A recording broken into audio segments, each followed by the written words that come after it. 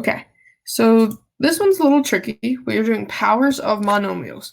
So our first example is that we're doing 4 squared to the 5th power. So we write out 4 squared 5 times, but then we know that we can simplify 4 squared as 4 times 4, and we list that 5 times. So we want to figure out how many 4s do we see. In this case, we see 10.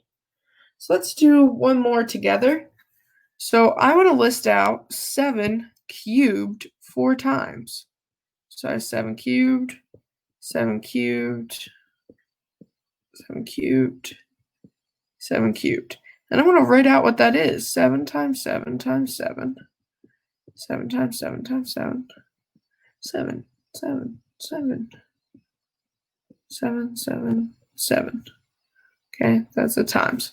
So now how many 7s do you see? Well, I see 7 to the 12th power. So what do you think the pattern is? So I want you to try the next 2 and see what you get. Okay, so I want you to pause and try the next 2. See if you can find a pattern. Okay, so hopefully the a squared to the 6th power was pretty straightforward. So I write out a squared 6 times, then a times a 6 times, and when I add up all the a's, I get a to the 12th. The last one was kind of tricky, but maybe not for you. So we'd write ab to the 3rd out twice, and then we'd have to put out all of our a's and b's. So I see 2 a's, which is why it's a squared, and I see 6 b's, which is why it's b to the 6th. So do you think you have the pattern or the rule? So what we've actually been doing is we've actually been multiplying these. So a power to a power is when you multiply them. So just like with this, it was a to the 2 to the 6th. It was really a times 2 times 6. So that's why we got a to the 12th. Okay, so our base always stays the same. All right, so let's try a couple of examples together. Let's look at example 1. So this is 5 squared to the 6th power. So our base is 5, and now our exponents get multiplied. So now we have 5 times 2 times 6, which is 5 to the 12th. Okay? So what about this next one, 2? We're taking a power to a power. So we do m to the 8 times the 3rd, which is m to the 24th. This next one's a little trickier. So in this case, we're going to distribute this 4 to both of these things. So it really becomes 2 to the 4th and k as 3 times 4. Because we have to take that 4 and give it to both pieces of it. Okay, so we know 2 to the 4th is 16. And then 3 times 4 is 12. Okay.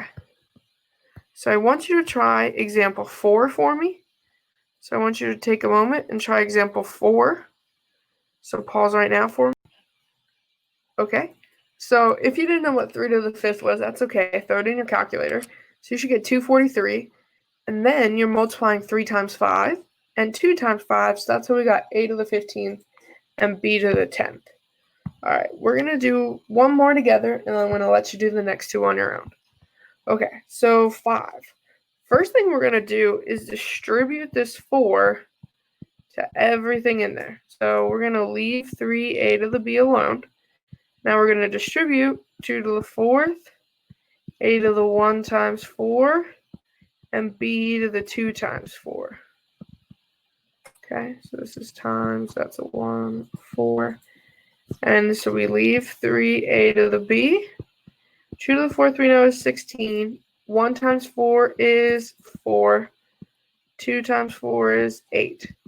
And now we are multiplying just straight across. So now we add our exponents here. So now we do 3 times 16. And remember, these are to the 1st power. So it's a1 plus 4, b1 plus 8. So our answer is 48. a to the 5th, b to the 7th. Ninth. The 9th, I'm sorry. The 9th. Okay. I want you to try 6 and 7 on your own now. So try 6 and 7, pause, and when you unpause, the answers will be there. All right, so 6 was a little bit more complicated than 7. So you had to distribute that 2 into all of them.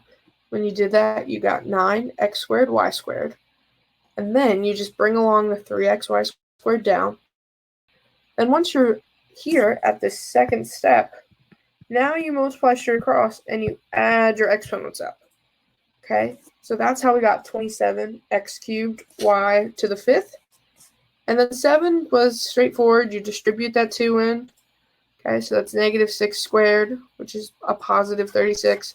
And then you do the a times 2, which is how we got 16. All right, so if you have any questions, like you want to see 6 again, please let me know in class the next time I see you.